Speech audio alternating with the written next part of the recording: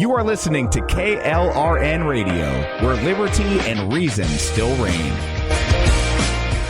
Hi, I'm Jay Farner, CEO of Quicken Loans, America's largest mortgage lender. Spring will be here soon, so if buying a new home is on your to-do list, right now is the time to call Quicken Loans. Learn about which mortgage options make sense for you and get a jump on your competition. With our exclusive Rate Shield approval, the low rate you lock today is protected for up to 90 days while you shop for your new home. With a Rate Shield approval, if rates go up, your low rate stays locked. But if rates go down, you get that new, even lower rate. Either way, you win. Talk to us today at 800-QUICKEN or go to rocketmortgage.com to take advantage. Here's another great reason to work with us. For a record 9 years in a row, J.D. Power has ranked Quicken Loans highest in the nation in customer satisfaction for primary mortgage origination. Again, to lock in today's low mortgage interest rate and get the security of our exclusive Rate Shield approval, call us today at 800-QUICKEN or go to rocketmortgage.com. For J.D. Power award information, visit jdpower.com. Rate Shield approval only valid on certain 30-year fixed-rate loans. Call for cost information and conditions. Equal housing lender. Licensed in all 50 states. NMLS number 3030.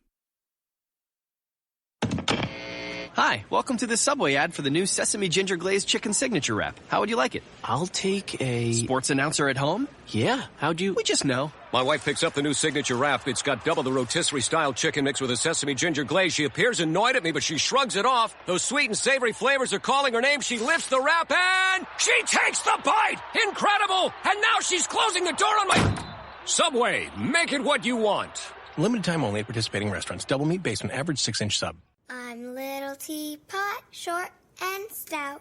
Here is my handle and here is my spout. No, Dad, like this. When I get all steamed up, then I shout, tip me over and pour me out. This is WWE superstar Roman Reigns. It only takes a moment to make a moment. Take time to be a dad today. Visit fatherhood.gov, brought to you by the U.S. Department of Health and Human Services and the Ad Council. KLRN Radio has advertising rates available. We have rates to fit almost any budget. Contact us at advertising@klrnradio.com.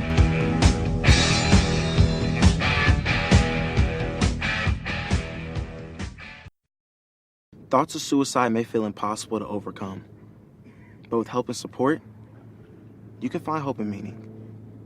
Call the National Suicide Prevention Lifeline at 1-800-273-TALK to speak to a counselor, or visit suicidepreventionlifeline.org. It's free, it's confidential, it's available 24 hours a day, 7 days a week. And even if it feels like it, you're not alone.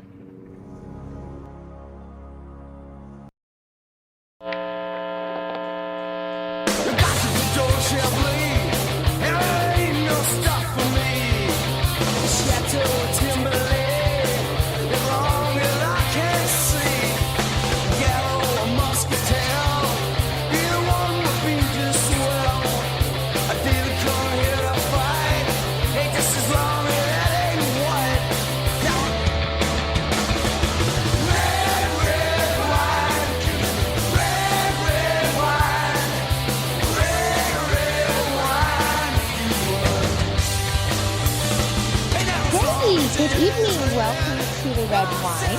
I'm Jody. Remember now we have rotating hostesses. No host. So tonight's Jody and Lou. Hey. So this is Lou. So we're going to entertain you hopefully tonight.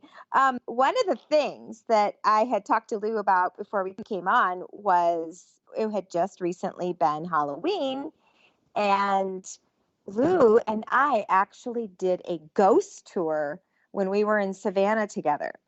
So I thought it'd be kind of fun to kind of talk about some of the things we saw. And I really highly encourage you, if any of you go to an older city like Charleston or St. Augustine or Chicago, Boston, Savannah, go do that. They are so fun and they're filled with history.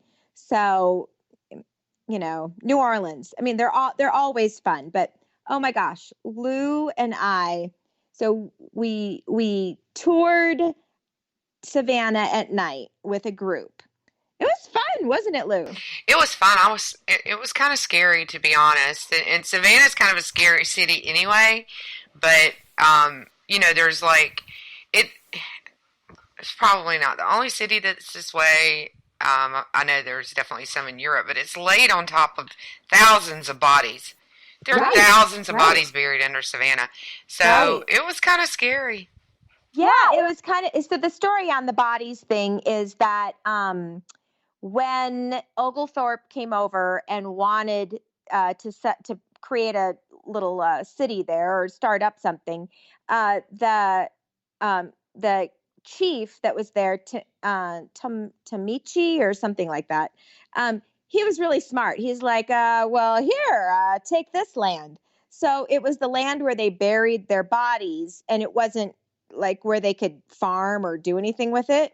So he basically sold them what he considered bad land at a high price.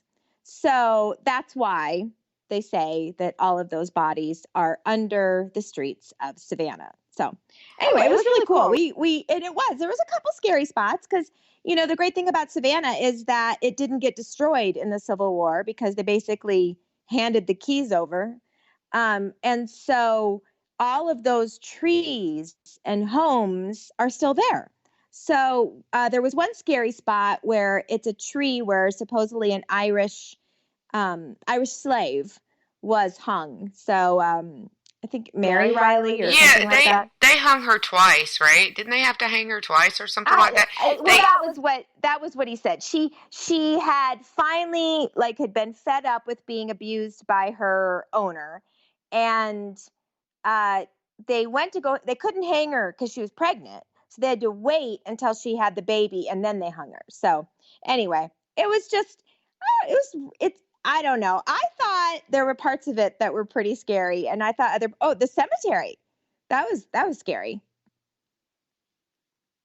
I actually got pictures because Lou and I were taking pictures. So, yeah, you had one really kind of funny looking apparition come up in one of your pictures. Yeah, there was one that it looked like a face, and it was really cool. It's probably not, but there are people out there that are more sensitive, Lou more than me. But I took a picture. I took a picture of the same spot at the same time, and I didn't have that in my photograph. Right. It was creepy, but I will say this. I loved that city. I would move there in a heartbeat if I could buy one of those $3 million mansions that are right down on, on one of the squares. Oh my gosh. Just beautiful. So beautiful. So much history. So anyway, just wanted to start off the show, just saying, if you guys ever go somewhere and you have an opportunity to do that, I really felt like we learned a lot about the city too, didn't you? Yeah, I mean, Savannah, so I did a semester or two of college in that area, and every weekend we were out at, it was one semester, it was one quarter, because we were on the quarter system back then, but so every weekend was in Savannah, and we went to Savannah all the time. So when I was younger, I spent a lot of time there when I was further down south in Georgia, and when I was closer, I love Savannah. I think Savannah is one of the greatest places on earth for a whole lot of reasons. The plantation that we went to, out on the river. Do you remember the name of the plantation? Because I don't. Oh, yeah. Oh, darn it. Now it's going to bother me. I actually have that picture of us up in my guest room. I'm drawing a blank on it right now, but and it was one of the first plantations in Georgia, and they were doing a lot of experimental crops, even at that time, right? So there were lots of experimental crops, and so just the history of Savannah, it's really important to everybody in Georgia because, it's a big thing. It was one of the first planned cities. It was the first planned city in the South. It's one of the first planned cities in the country. That The people who founded it are very important to the state. So, and it was the plantation that we went to wasn't that Telfair's plantation? So, I mean, there's a county named after him. There's counties and cities named after Oglethorpe. Half of everything in Georgia is named after Oglethorpe. There's a river. I was fascinated by him. Like, I really knew nothing about Georgia history. You know, being where we are, something that's 50 years old where I'm at is old, right? Once you get out west, everything's new. Unless you're in Santa Fe, where things are even older than the East Coast. But honestly, it's just such a different. It's just so different. So I loved it. I highly encourage you. It's one of the most beautiful cemeteries in all of the United States. It is. It was important to them back then. Like, you showed your wealth by how amazing your tombstone was for your family. So that cemetery, oh my gosh, just amazing.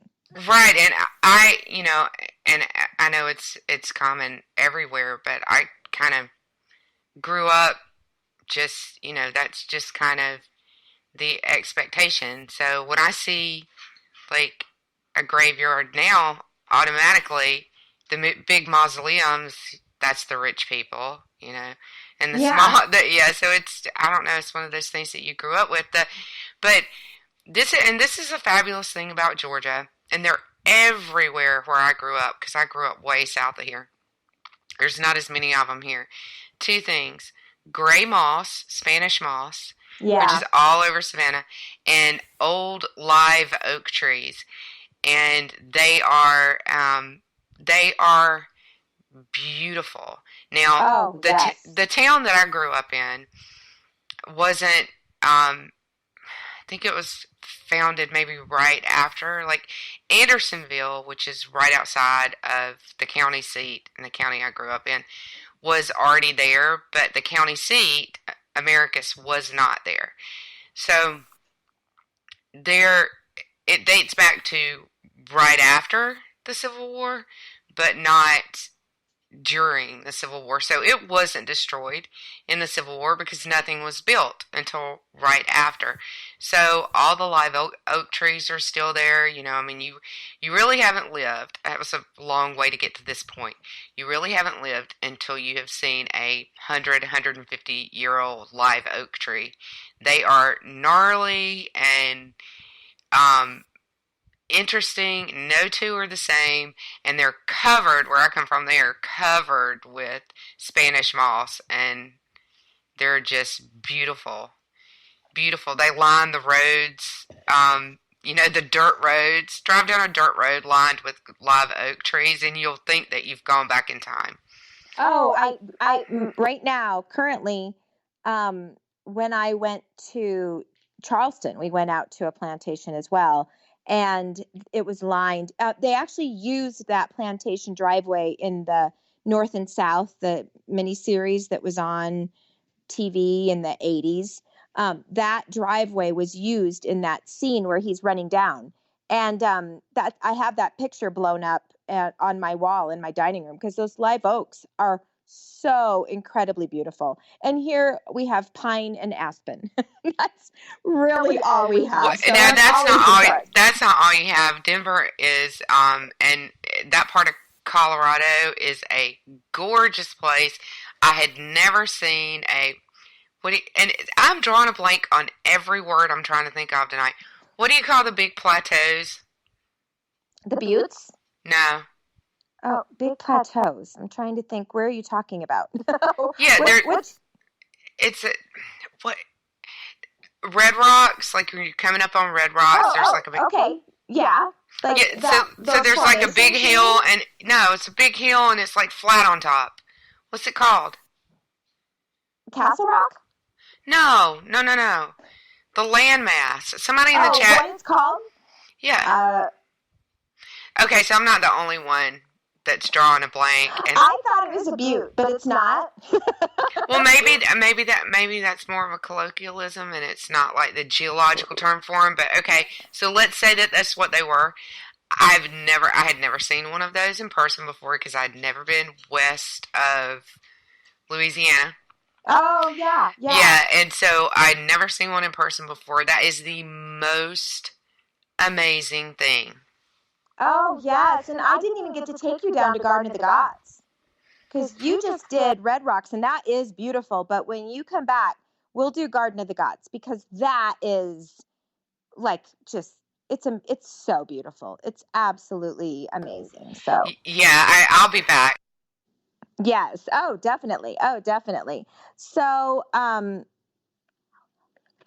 so we are going to play a clip now because unless you've been under a rock the last 2 days, or you've only been watching CNN, you probably heard about Project Veritas leaking the tape of from ABC's Amy. How do you say her last name? Robach. Robach. I think. Yeah, I'm not really. Honestly, I don't ever watch ABC, so honestly, I've never seen her before until this. So, anyway, so she was caught on tape, live mic, and we're gonna play some of that. I've had the story for 3 years. I've had this interview with Virginia Roberts. We would not put it on the air. First of all, I was told, who's Jeffrey Epstein? No one knows who that is. This is a stupid story. Then the palace found out that we had her whole allegations about Prince Andrew and threatened us a million different ways. We were so afraid we wouldn't be able to interview Kate and Will that also quashed the story. And then Alan Dershowitz was also implicated in it because of the planes. She told me everything. She had pictures. She had everything. She was in hiding for 12 years. We convinced her to come out. We convinced her to talk to us. It was unbelievable what we had. Clinton. We had everything. Yeah, Clinton. Wow. Yes. Wow. And what was 3 years ago? The election. Yep. So, all right. So let's talk about this. So so this broke, and immediately she came out then, and she said that she kind of tried to backpedal and said not all of our reporting met our standards to go on air. So that's why ABC was sitting on it. It's a stupid story. Doesn't meet the standard. It's a stupid story. Who is Jeffrey Epstein? I'm sorry. 3 years ago, who hadn't heard of Jeffrey Epstein, especially someone that works in the media? Right. Yeah, they're totally. They're backtracking. They're trying to cover it up, and they need to be careful here on how they treat her, because they're just going on and on about how people treat the whistleblowers, right? And if they're going to, basically destroy the messenger or the whistleblower that leaked that tape, that does not look good at all for ABC. No, it doesn't. And here's the thing that's bothering me, and I'm sorry I forgot to mention this when we were prepping earlier, but this is what really bothers me about this whole thing. So ABC is, first of all, the reporter is upset because she got scooped when she should have been the scoop. The rest of the media is taking the opportunity to take a jab at ABC about it. And ABC is scrambling and worried about covering their butts on it, and not one single person has said anything about the poor girl that it happened to, her getting drug out of hiding, promised a story that never happened, right?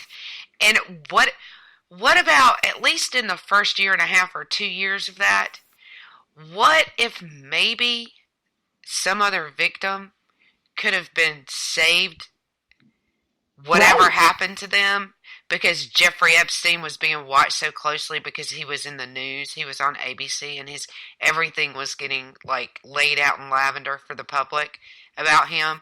Who was victimized while that story was being sat on? And nobody's talking about that, and it's, if you can't tell, a little bit infuriating to me that nobody's discussing that part of it. I completely agree with you. I completely agree with you. I knew you would.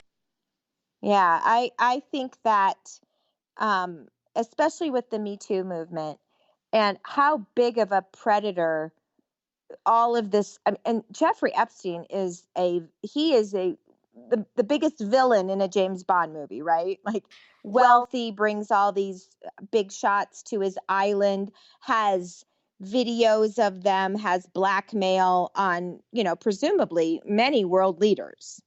So it's just absolutely disgusting ABC sat on this. But it's not surprising because they had no problem,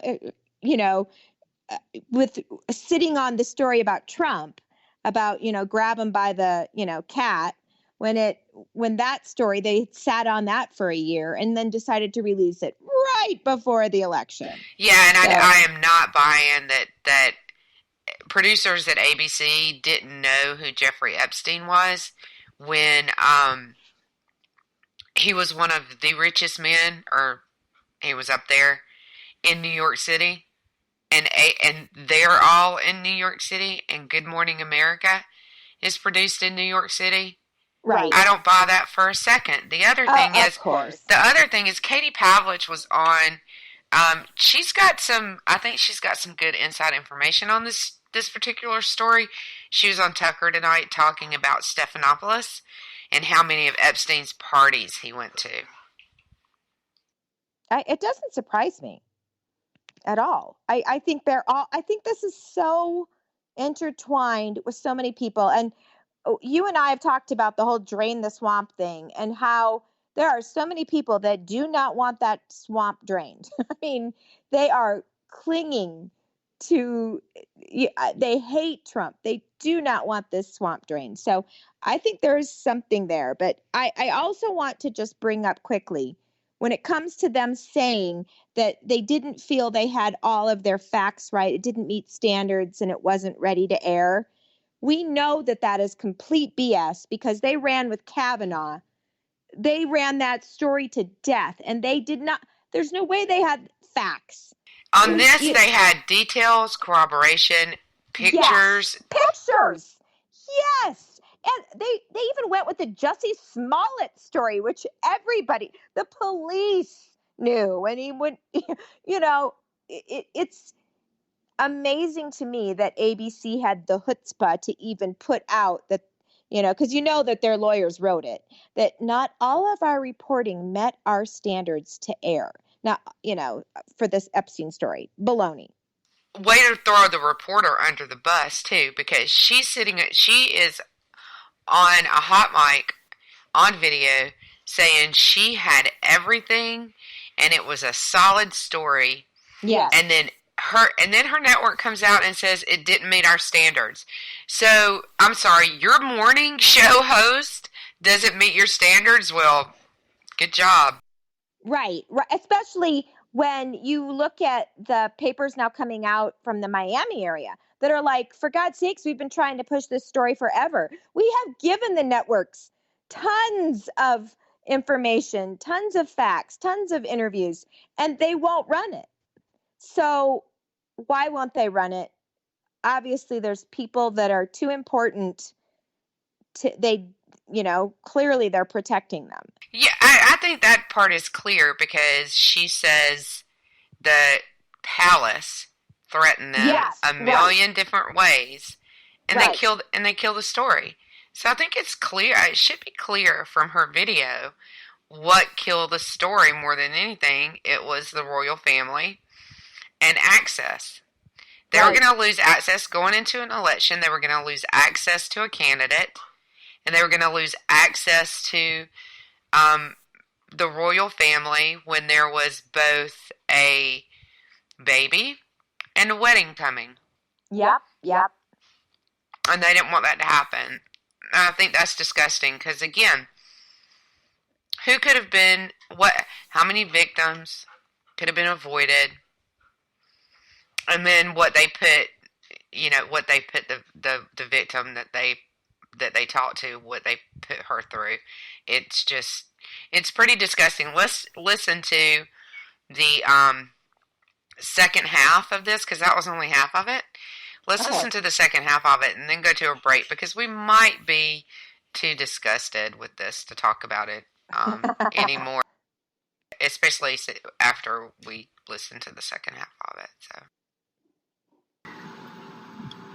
I tried for 3 years to get it on, to no avail, and now it's all coming out, and it's like these new revelations, and I freaking had all of it. I'm so pissed right now. Like, every day I get more and more pissed because I'm just like, oh my God, it was what we had was unreal. Other women backing it up. Hey, yep. Brad Edwards, the attorney, 3 years ago, saying there will come a day when we will realize Jeffrey Epstein was the most prolific pedophile this country has ever known. And I had it all 3 years ago.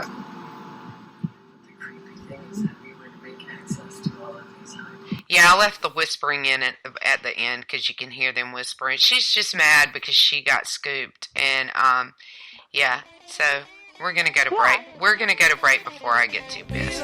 We'll be right back.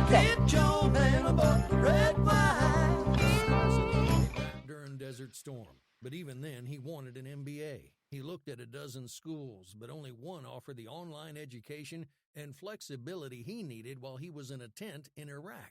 Grantham University. Turns out that Grantham's been delivering affordable, relevant college and advanced degrees for over 65 years. Heck, if they can deliver a quality education to a soldier in a tent overseas, think about the flexibility Grantham can offer you so you can earn your degree too. It doesn't matter how complicated or full your life is, if getting a degree is on your bucket list, you'll want to do what my son did. You'll want to call Grantham. Find out how easy it is to get started on your education so you can check that college degree off your bucket list. Call Grantham right now, 800-910-1370. That's 800-910-1370. Flexible, affordable, relevant. Call 800-910-1370. Tired of paying outrageous prices for Viagra? Well, we have great news for you. Now you can finally get Viagra at huge discounts. Healthy Man allows you to save up to $500 on Viagra. Why pay U.S. pharmacy prices of $15 per pill or more when you can get Viagra for less than $3 a pill? Call today and get 40 Viagra pills for only $99. This can cost as much as $600 at your local pharmacy. You can't afford not to call us. If you want Viagra at the lowest prices, never pay $15 a pill pharmacy prices again. Get Viagra for less than $3 a pill. Call 1-800-516-7602 today and save up to $500 and get 40 pills for just $99. Healthy Man is fast, easy, and affordable. Operators are waiting at 1-800-516-7602 to take your call right now. Call 1-800-516-7602. That's 1-800-516-7602. Again, 1-800-516-7602. Attention business owners and independent contractors. This is a money-saving message from Tax Mediation Services. If your business owes $20,000 or more in taxes, we can help you today, right now. Listen, dealing with the IRS is no picnic. It's an intimidating and extremely stressful process, and you don't want to go it alone. Our attorneys know every law, every tax break, and every possible opportunity to help you resolve and reduce your tax debt. And if you owe more than $20,000, you may be at the top of their hit list. So don't take your tax debt lightly because it will not go away on its own. The IRS can seize your bank accounts, your home, and even shut down your business. Call our tax experts today at 1-800-783-0810 and let us deal with the IRS while you focus on your business. That's 1-800-783-0810. Again, that's 800-783-0810. Can't get up out of bed with this crazy feeling in my head. I said, get up, get your man a red wine. No, get up, get your man a red wine. Oh, get up, get your man a red wine.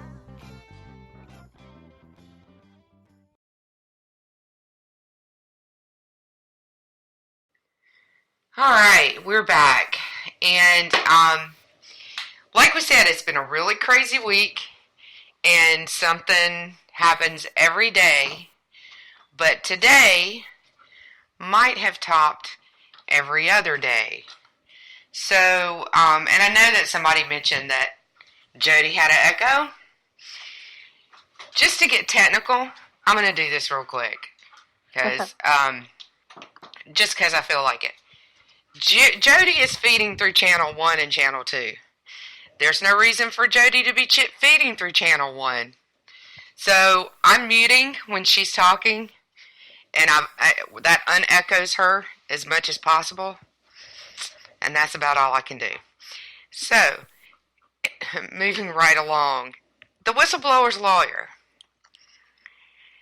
You know how life on Twitter is. This is why, if you've noticed, I delete my timeline about once a week. This is why. The whistleblower's lawyer, back in 2017, right? So, this is less than a year. It was like, 6 months after the inauguration, was tweeting about impeaching the president. Jody, read us that tweet. So, January 30th, 2017. So he writes hashtag, and then he writes coup. Then he says, had started. As one falls, two more will take its place. And then he writes hashtag rebellion, hashtag impeachment. So it seems kind of odd they're already talking impeachment on January 30th, 2017. No, it's not. It's actually not odd at all, and I'll get to that in just a second, because I do want to tell people some things that I found. I'm sorry, I thought it was like July. It was January. Yeah. This is 2 weeks after inauguration. It's crazy. It is absolutely crazy, but this is why it's not really that crazy, because 24 hours after Trump was elected, November of 2016, and then over the next 2 weeks, 4 weeks, the trolls on Twitter shifted from, you remember back in the election when there was just alt-right out of the woodwork and would not leave us alone, and we were calling them out for, being fake, LARPing as conservatives. They were really Democrats. And just so you know, we've talked about on shows before where some of them were doxxed as being left-leaning or being Democrats. So we found a few new ones that are actually registered Democrats. One that's connected to SEIU leadership, the service. If you guys remember, the Service Employees International Union, that was the backbone of Acorn. One of our trolls is connected to them, and not just a member, but connected to the leadership in DC. But those trolls, what seemed like millions of alt-right trolls, split off and joined the resistance. A big chunk of them. And if you noticed, the resistance trolls on Twitter blew up. All of a sudden, there were hundreds and thousands of them. That's what happened. I don't have the evidence to line it out, but if you look at the patterns, you know what happened, right? So this was, I believe, the insurance policy, right? And they really think that you can tell what they're thinking by looking at what they're doing on Twitter, because they believe that driving Twitter thought is driving the thought of the nation. I disagree with them, right? So, I think that 3% of politics is driven from Twitter. I really believe that. But they don't believe that. They really believe that they win and lose elections on Twitter. I think they're crazy. But yeah, so that's why it really doesn't even surprise me at all. What I think is horrible is that it seems, it's almost like the period at the end of the sentence that the whistleblower, the whistleblowing, and the congressional impeachment inquiry was a planned operation. There's nothing spontaneous or nothing sincere about that whole thing. I totally agree with you. Yeah. I almost think, I think there was a playbook. Don't you think there was a playbook? Like, okay, we're going to do this, and if that doesn't work, we're going to do this. Doesn't it seem like it? I don't think that we would see pattern after pattern after pattern that was exactly the same. I don't think that you'd go from having, so if you broke it down by the numbers, right? Let's say there was, this is just hypothetical, that 20% of campaign political Twitter was, legitimate, sincere conservatives voicing their opinion. And 40% or 20% of, well, I don't even know. I mean, maybe 30 or 40% were legitimate, left-leaning, people voicing their opinion. Probably not 40, maybe 20 or 30. The rest in the middle are all just chaos operators, all from the same side, fighting with each other to make things look a certain way, to drive thought and drive opinion. That's why you can watch them change from issue to issue. When something comes up, it's like there's so many alt-right trolls disappear. And it's like, where did they go? Right. They all got really quiet. Right. Well, they're over here yelling about Kavanaugh, right? And you can watch that pattern emerge over and over and over again. So some big issue comes up, like impeachment. All of those alt-right trolls disappear, and all these new trolls pop up talking about impeachment. Right. So I think if it wasn't an operation, if it wasn't a plan, if there weren't contingencies, that we wouldn't see those patterns emerge over and over and over again.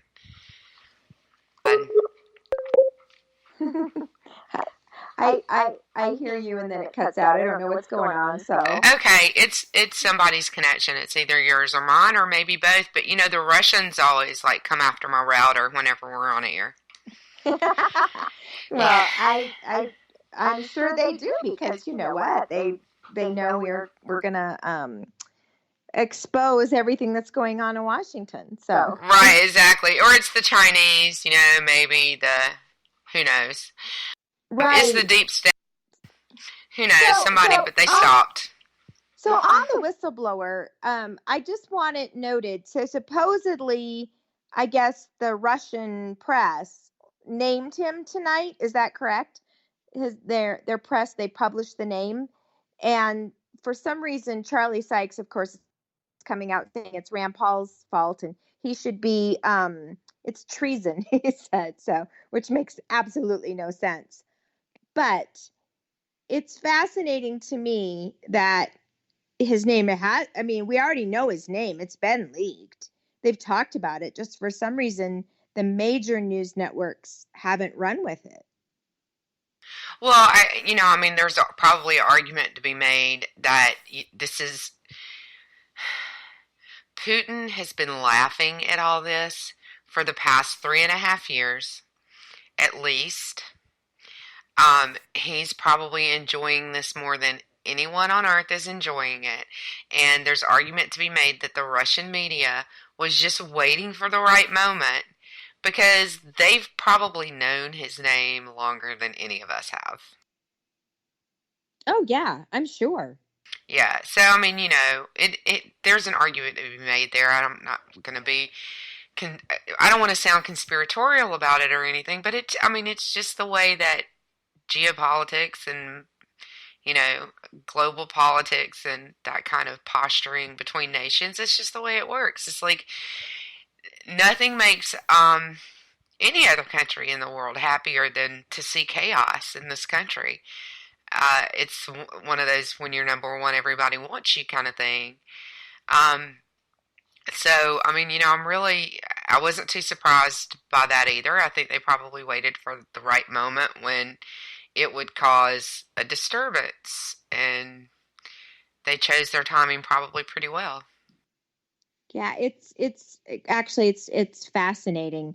But I did find it interesting tonight that there are the same news outlets that are stating that Project Veritas, they've got to find the whistleblower, the leaker that gave the ABC tape to Project Veritas.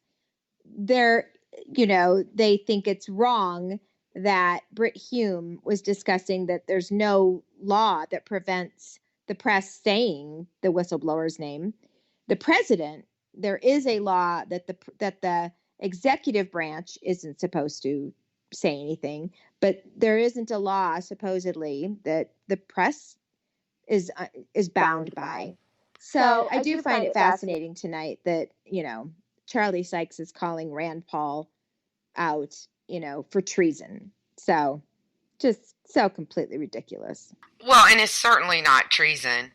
It's not treasonous. You could make the argument that for someone in that position, assigned with the assignment that they had under those circumstances, to approach the reporting so far outside the system and go to the head of the Intel committee with the information first, when that member of the Intel committee was also someone pushing impeachment the way Schiff was, you could make an argument that that was treasonous. Right. More than likely, because, and then especially depending on what happens from here, with it being in the Russian media and it involving foreign countries, and so it's people are very confused about the separation of powers and who has the power to do what, and who has the responsibility to do what. That's the thing. Like, is it the president's duty to investigate that kind of corruption? Absolutely. Were the Democrats calling for him to do that for the past 2 some odd years? Yeah, absolutely. They want to get to the bottom of collusion unless it's their collusion. Exactly. Which leads me to the news story we saw tonight. I don't know. This is all still being vetted, and we're, unlike ABC, we just talk about whatever the hell we want. We don't have to go through anyone to make sure. But there was discussion about the whole Burisma paying Hunter Biden off the books, and how they themselves were putting pressure to have to not be investigated. So it's really interesting to me how this seems like a Watergate type, like, major story, right? And it seems so interesting to me. The press just seems so uninterested in the whole Burisma thing. It's crazy. Yeah, it's the wrong people, right? The wrong people are behind it. Particularly with it being, Foggy Bottom, the Clinton State Department. They definitely don't want to. And I don't know, like Victoria Nuland, her name never comes up anywhere in the mainstream media, ever. I don't know what kind of contact she's got or what kind of dirt she's got on people in the media, but it must be pretty good. Yeah. No kidding. Yeah, so I mean, it's just the wrong people that are involved in it. All right, it's I don't know. I'm starting to feel like I sound extremely cynical, because I'm just like, yeah, no, that's pretty much how it's been going for the past couple of decades. I mean, this is nothing new. It's all the same old.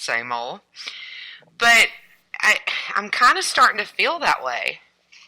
Well, think of your Lori Loughlin, right? And you're looking at prison time for trying to get your kid into college. And then you find out all these senators or congressmen, not only can you get your kid into college, you can get your kid into a pretty amazing gig where it's, millions of dollars, jobs, right? Where they can be on boards that they do absolutely nothing on and you don't need any experience. So if I was her, I would be like, hey, wait a minute. my thing is small potatoes. You really want to go after, privilege. Yeah, and wasn't like I don't remember what school she was talking to, but I don't even feel like it was like Harvard or anything like that. Yeah, I think it was just the University of California, like Cal State or something. It wasn't even anything like, it wasn't an Ivy League school. Right, it's not like she's taking the spot of a senator's son at Harvard. Right. Yeah, so I absolutely agree with that. Like, I would be too. I'd be like, yeah, hold up just a minute, because this seems a little bit unfair. And, I'd almost want my lawyer to make that argument. Who is the state to point their finger at us when this is what's going on at the highest levels of government? Really? Oh, yeah, exactly. Yeah. Exactly. And I was kind of disgusted the other night. I heard somebody trying to compare to Biden's kids. And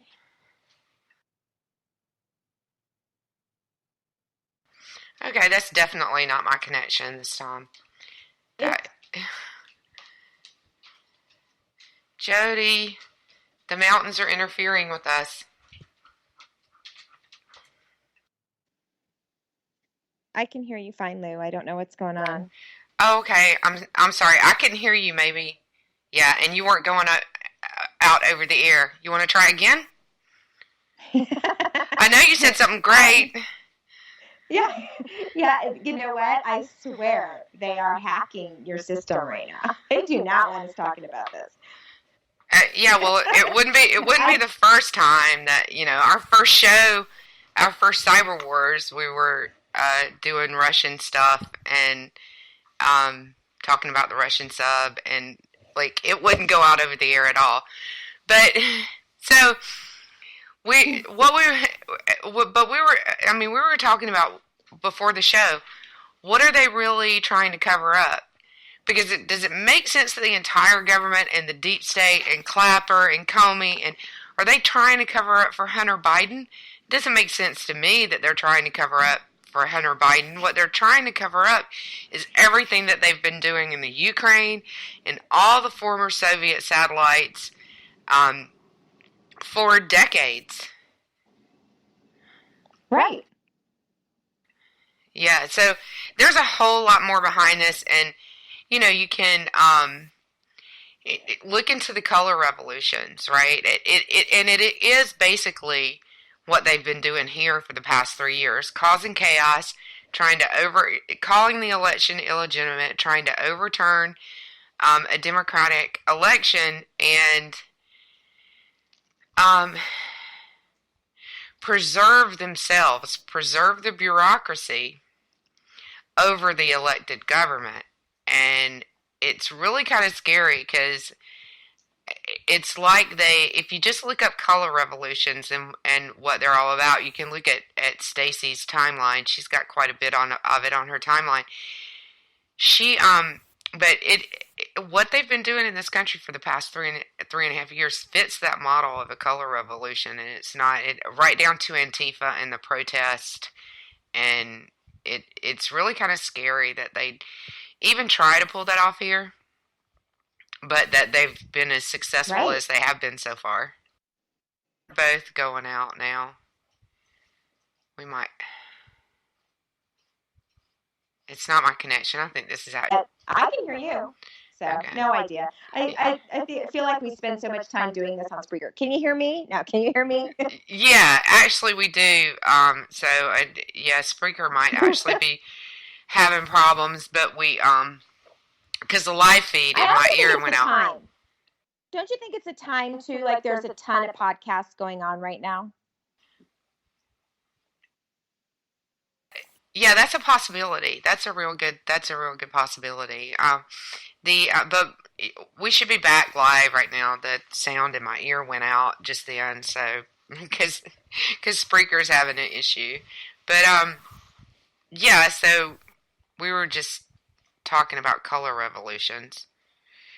But yeah, there's absolutely more to it than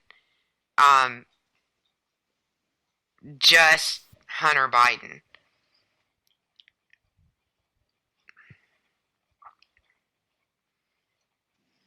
So, Lou, you said that Oliver has a documentary? Yes, Oliver Stone has a documentary called Ukraine on Fire. And it is absolutely fantastic. He's not my favorite filmmaker. I think a lot of what he said and in the past has been kind of crazy. Some of his theories are kind of out there. But he does a great job with Ukraine. It's very factual. And from my perspective, it's dead on. And it's extremely factual. Yeah, I'm going to have to catch that. I have not seen it, so that sounds enjoyable. Or informative, I should say. It's extremely informative, and it's a great... If you read a little bit about color revolutions, and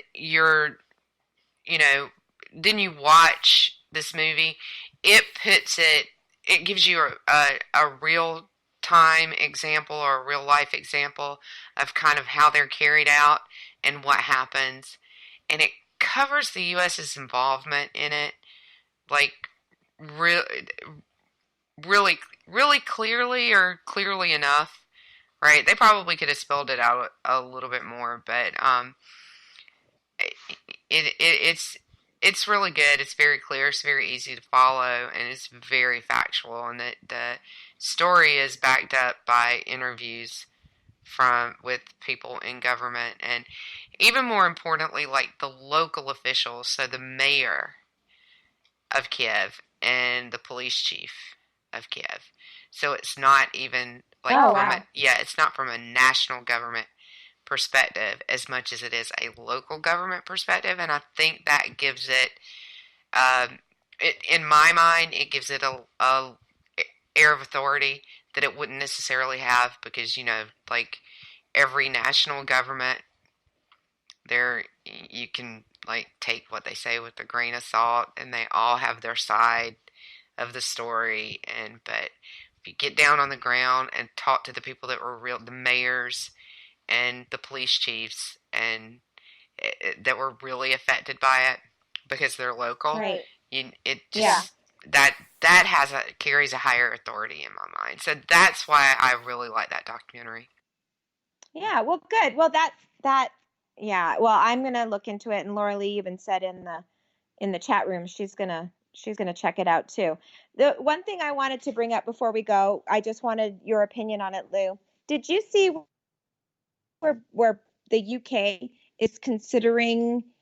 It's about like you're not going to be able to hand down your home anymore if it's over $250,000 value. Wait. To limit the amount. Did you lose me? For a second, limit the amount of what? Limit the amount of lifetime income that you're able to receive from inheritance. And what are they going to do? So if my spouse were to die, or someone's father were to die, and they leave them more than what they're allowed, where does it go? To the government? I guess.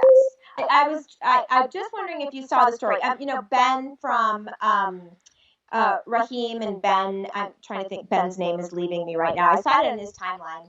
And I was like, that is just insane to me. But how they just want to tax absolutely everything. And they were saying how they thought it would bring in so much, so much revenue by being able to do this, by being able to impact how much people were able to just inherit and turn that around and make them purchase it and tax it. So you're being doubly taxed then. You're being taxed before, we get taxed 10 times on every penny anyway. But here's the thing that the government needs to understand. They don't earn revenue. We do. They collect booty. It is stolen money. That is all. Right. Oh, very much so. So anyway, if you guys have a chance, and I'm probably not explaining this correctly, but if you guys have a chance, go read that article or Google it or whatever. It's really interesting because I certainly hope that doesn't come here, because that impacts, as somebody that's a farmer's daughter, land, it looks like it has this outrageous value, right? But when it comes right down to it, you're working the land. It's not like it's not like it's, cash. Right, yeah, and that's the property should be exempt from that. And definitely land should be, and particularly farmland should be exempt from that, because then nobody can inherit their family farm. Yes. And we both know that that whole setup with the value of land and inheritance of land and government programs and farming, the debt that they drove farmers into, that just propped up the corporate farm, is all that did. I mean, that is where Monsanto came from. Exactly. Yeah. Exactly. Brought over, and our farmland is being bought up by other countries, Russia, Chinese, So anyway, so I just. Yeah, so Jody was going to say goodnight, I think. She wanted you guys to know about that. Look it up, and in case they try to bring it here, because they probably will, because they do everything. We are at The Red Wine Show on Twitter. I'm at Cyber Wars Podcast. Jody, are you back? I can hear you. I don't know if you can hear me, but I'm at APL Mom. And you can find us on Twitter. I'm also on Monday nights at 10 p.m. with Orty and Dr. A and Jeff, who was in the chat room. Thanks for joining us, Jeff. And next week, there will probably be somebody else on the couch. I'll still be around. But thanks so much for joining us. And for putting up with our technical difficulties. We'll see you next week. Bye. Thank you. Good night.